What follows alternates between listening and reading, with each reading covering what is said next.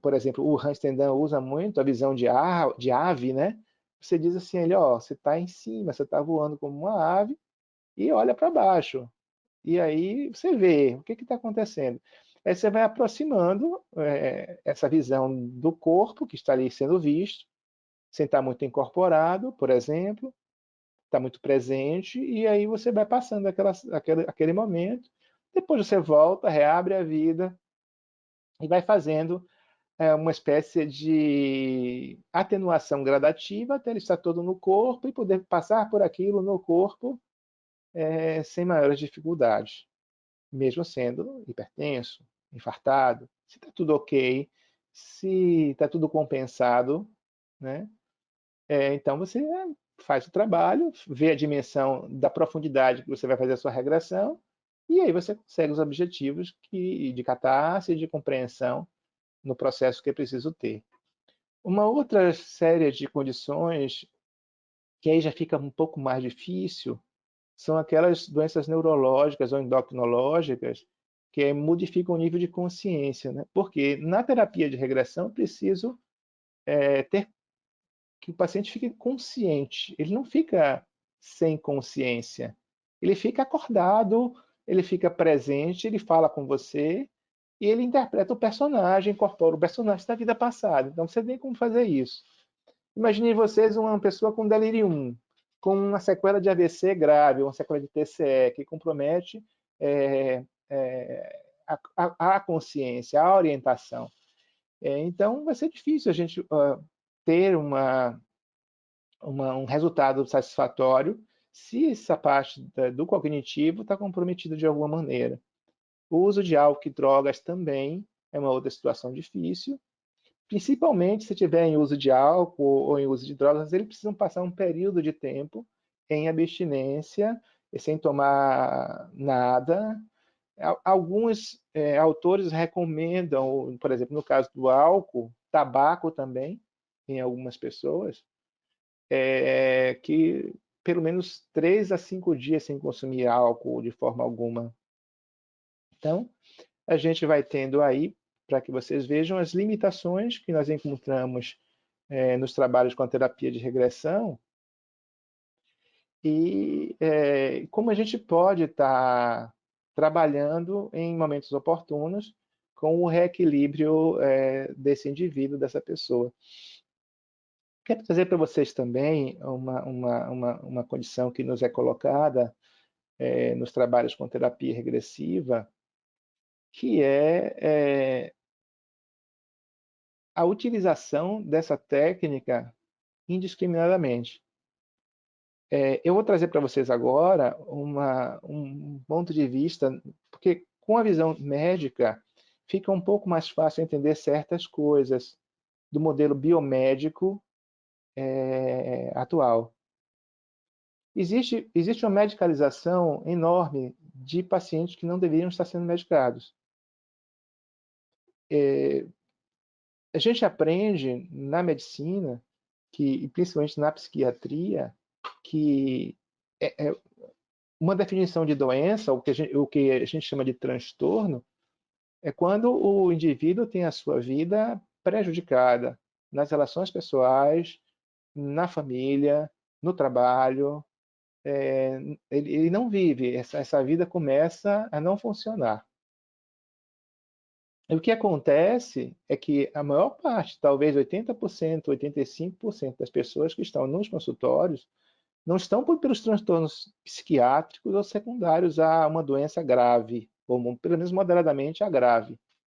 São pessoas que estão normais, ou como Pierre Weill chamava normótico, onde ao entrar em consultórios ou até por conta própria, porque algumas medicações são dispensadas sem receita, e começam a se automedicar ou medicada, criando uma iatrogenia. Então, quando você entra num consultório hoje, ou vai num pronto atendimento, você sai com uma receita, dependendo da sua queixa. Se for uma questão emocional, porque é muito comum, você sai com uma receita de uns 3 medicamentos. O primeiro é o grande benzodiazepínico ansiolítico chamado clonazepam, que é o Rivotril. A segunda classe de medicações que a gente, nessa esfera da psiquiatria, que a gente sai de um consultório, quando procura, em grande maioria, é um antidepressivo. De preferência, os inibidores seletivos de serotonina, que são moduladores serotonérgicos que devem dar àquele cliente o resultado e a resolução dos seus problemas. E quando alguns assuntos que não são resolvidos com essas medicações, eles introduzem um antipsicótico, né, para que possa resolver o restante das questões. E as coisas não são assim. Essas pessoas, esses clientes que têm um transtorno moderado ou grave, eles vão ter dificuldade em fazer a, a terapia de regressão. Ou até mesmo a terapia, eu vou chamar de convencional, seja ela de que forma for. Eles não conseguem sentar para conversar. A maioria das pessoas que entram nos nossos consultórios, ao meu ver, não estão doentes, estão sofrendo.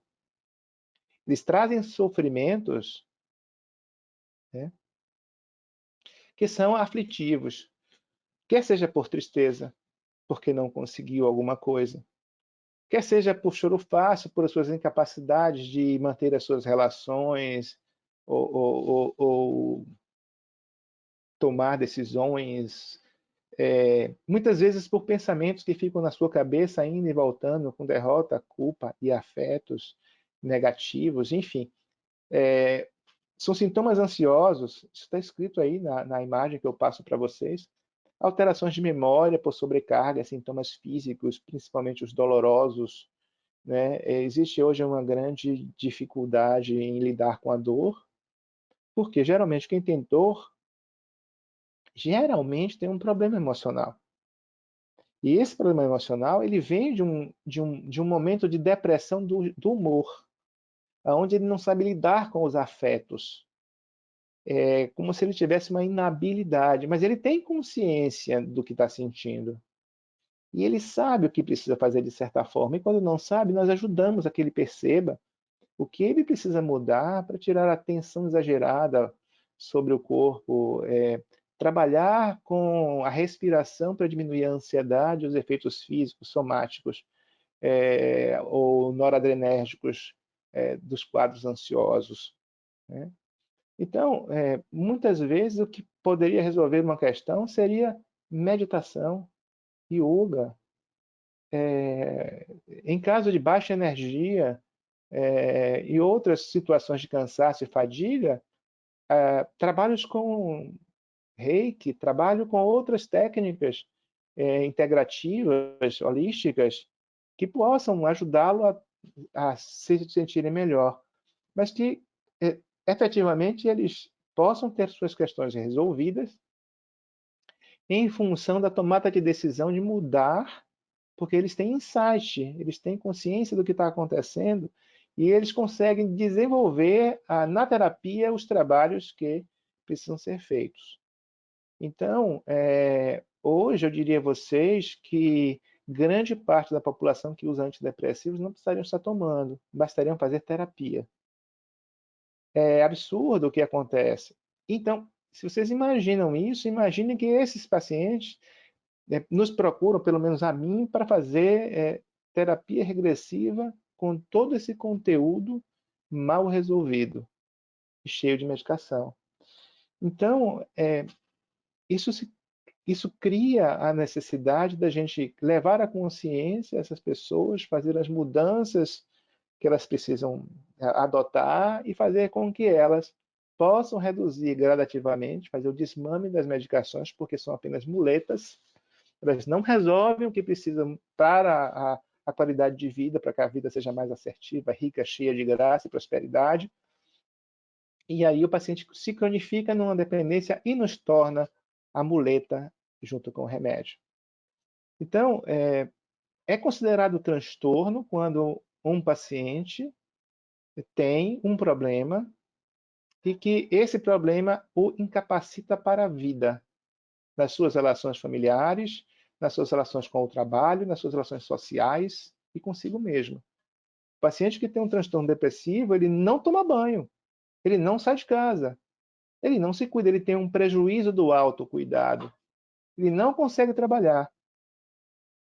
Então, eu trouxe nessa imagem o que é de mais frequente e que a gente vê com diagnósticos mal feitos e que chegam para fazer em busca de terapia regressiva com indicação para fazer, indicada muitas vezes por colegas nossos, terapeutas, mas que por algum motivo eu não sei, indicam isso e chegam para a gente para fazer esse processo sem antes ter esse preparo, ter toda essa abordagem terapêutica que é preciso.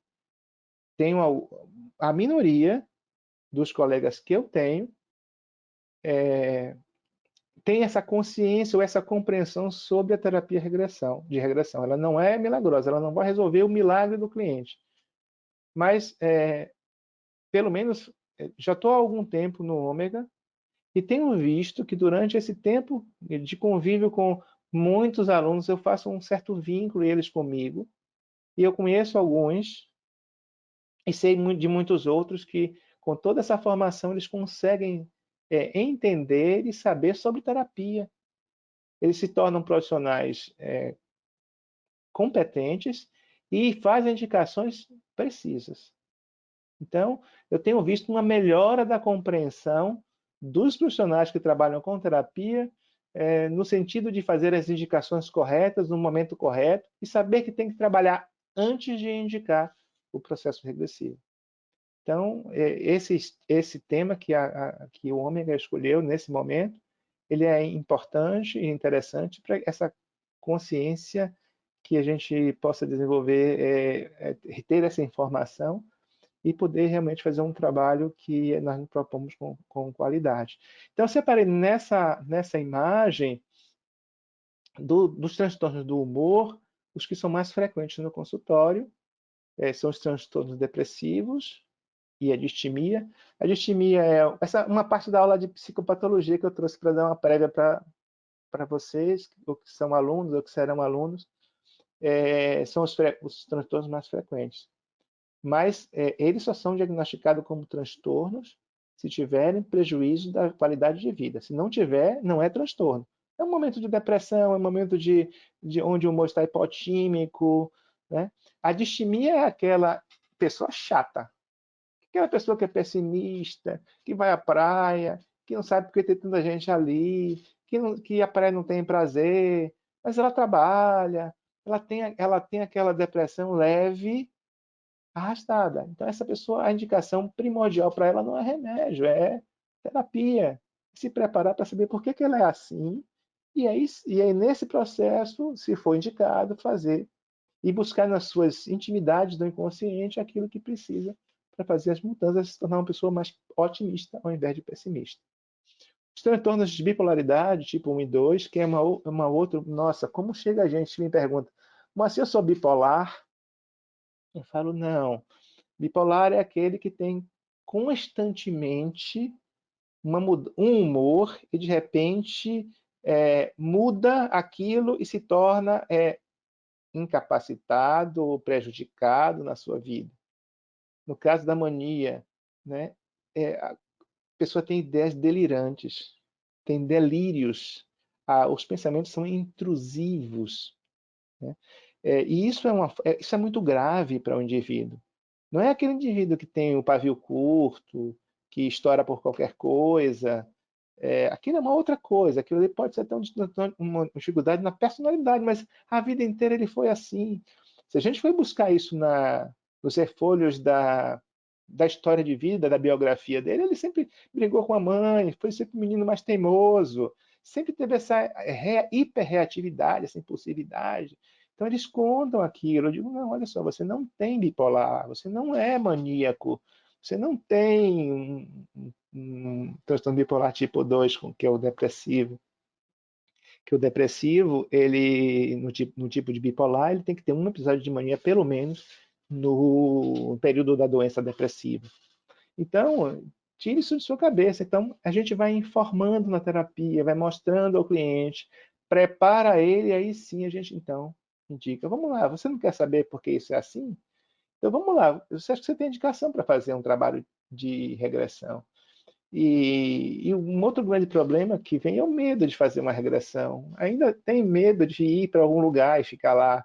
Ainda tem medo de ficar se sentindo muito mal depois de ter ouvido falar como uma pessoa passa mal durante um trabalho de terapia regressiva, porque chora, porque se contorce, porque isso, porque aquilo, e a pessoa tem medo de sofrer tudo aquilo. Eu digo, não, não é assim, tenha calma. Então, esse vínculo empático e esse esclarecimento terapêutico com os nossos clientes vão fazendo com que a gente possa desmistificar a terapia e a terapia de regressão. Um outro grande bloco que a gente pode trazer para discutir é o bloco dos transtornos ansiosos, que eu acho que é o mais comum, né? E os transtornos obsessivos, esse é menos comum, o TOC. Eu vou começar pelo TOC, porque também ele tem indicação de terapia regressiva, mas não nos quadros que estão graves. Os estrados mais leves a moderados, eles podem ter indicação de regressão. Geralmente, são pensamentos obsessivos, eles têm um complexo, e aqueles pensamentos trazem uma cobrança, são tão perturbadores que eles precisam fazer um comportamento para aliviar o pensamento. Por exemplo, recentemente, com essa questão da Covid e do lavar as mãos toda hora e o álcool gel nos momentos necessários, já me perguntaram se aquilo traria, se ele se tornaria um paciente, uma pessoa portadora de toque. Eu digo, não, isso não vai acontecer. O que significa você lavar as mãos quando necessário? Significa que você se protege. A questão do transtorno obsessivo compulsivo é você ter que fazer alguma coisa obrigatoriamente sem necessidade. É aquela pessoa que fica, por exemplo, para sair para o trabalho, ela não consegue sair porque ela tem que limpar a porta 100 vezes. Então ela leva 2 horas indo e voltando, indo e voltando. Isso é disfuncional. Então ela não vai ao trabalho ou não chega no trabalho porque ficou lá, abre a porta ou não abre, passa o álcool, aí a cabeça, a ideia obsessiva vai dizer assim, tá suja. Aí ele vai pegar o álcool de novo para limpar a porta. Aí tem Covid aí, limpe de novo. Ele vai, limpa e volta e tá sujo. Então ele fica repetindo esse ato, não 5, é 100 vezes. Ele fica 2 horas num banho, se esfregando, porque se sente impuro, se sente sujo.